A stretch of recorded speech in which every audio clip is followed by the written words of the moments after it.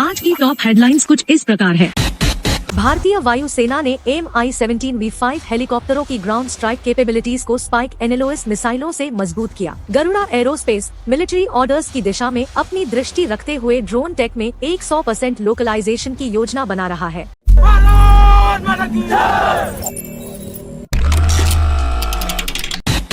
स्वदेशी तपस UAV या रुस्तम इस महीने यूजर ट्रायल्स के लिए तैयार है। परीक्षणों का आयोजन इंडियन एयरफोर्स IAF और इंडियन आर्मी द्वारा ATR चित्रदुर्ग में किया जाएगा। तपस UAV का विकसन ट्राई सर्विसेज की intelligence, surveillance, target acquisition, tracking और रिकॉग्नाइसेंस ISTAR की आवश्यकताओं को पूरा करने के लिए किया गया है। तपस UAV एडवांस टेक्नोलॉजी और फीचर्स से लैस है जो एरियल सर्वेलेंस कैपेबिलिटीज को बढ़ावा देने के लिए है। IAF ने नेतृत्व किया है। उम्मीद है कि लगभग 97 यूनिट्स की सबसे बड़ी भागीदारी प्राप्त करेगी। प्रोजेक्ट की वैल्यू मौजूदा ₹10,000 करोड़ से अधिक है। मेक इन इंडिया पहल का हिस्सा है। तपस BH-201 को medium altitude long endurance male drone के रूप में कैटेगराइज किया गया है, जिसमें 30,000 फीट की ऊंचाई और 24 घंटे की एंड्योरेंस है। सभी इलाकों में बेहतर ISTAR ऑपरेशंस के लिए हाई ग्रेड के मिलिट्री इलेक्ट्रो-ऑप्टिकल EO और synthetic aperture radar SAR payload का एकीकरण है।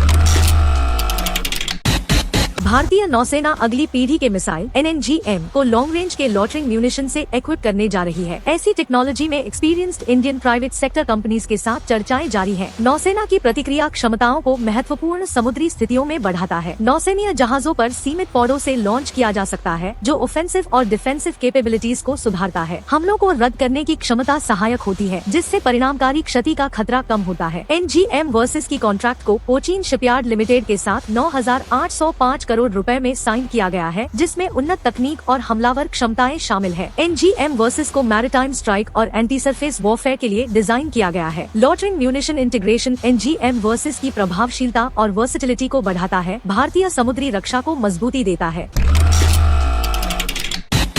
DRDO भारतीय नौसेना की क्षमताओं को बढ़ाने के लिए लॉन्ग रेंज मिसाइल LASM का विकसन कर रहा है। LASM में क्वासी बैलिस्टिक ट्रेजेक्ट्री निर्माण के अंतर्गत है। परीक्षण का आयोजन अर्ली 2024 में होने की योजना है। मैरिटाइम थ्रेट्स का सामना करने के लिए 1500 किलोमीटर की अद्भुत रेंज। LASM की यूनिक ट्रेजेक्ट्री लक्ष्य की निश्चितता से बढ़े हुए दूरियों पर प्रेसिजन स्ट्राइक की संभावना प्रदान करता है, दुश्मन की डिफेंसेस को इवेडिंग करने में मदद करता है। संभावित खतरों से महत्वपूर्ण कोस्टल रीजन्स को सुरक्षित करने के लिए कोस्टल डिफेंस बैटरियों के लिए डिजाइन किया गया।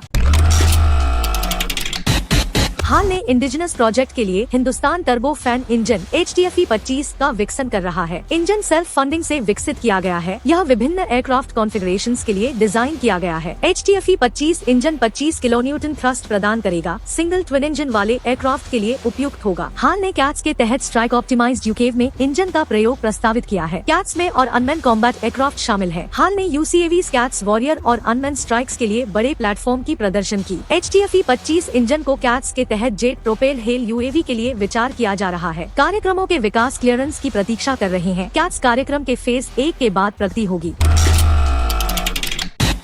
भारतीय वायुसेना ने इजरायली मेड स्पाइक एनालोइस एंटी टैंक गाइडेड मिसाइलों के साथ अपनी ग्राउंड स्ट्राइक कैपेबिलिटीज को बढ़ावा दिया। मिसाइलों की 30 किलोमीटर तक की रेंज होती है, जो सटीक हमलों में मदद करती है। यह acquisition line of actual control LAC के पास चीनी सेना की गतिविधियों के कारण बढ़े तनाव का समर्थन करती है। स्पाइक एनालोइस मिसाइल टारगेट्स के लिए विशेष होते हैं, जो डिटेरेंस को मजबूती प्रदान करते हैं। यह बड़ी डिफेंस कैपेबिलिटी एनहांसमेंट एफर्ट्स का हिस्सा है। यह निर्णय चीनी सेना की लासी के पास टैंक तैनाती से प्रभावित हुई है। स्पाइक एनालोइस वायुसेना के Mi-17V5 हेलीकॉप्टरों के साथ विभिन्नता बढ़ाने के लिए इंटीग्रेट हो सकते हैं।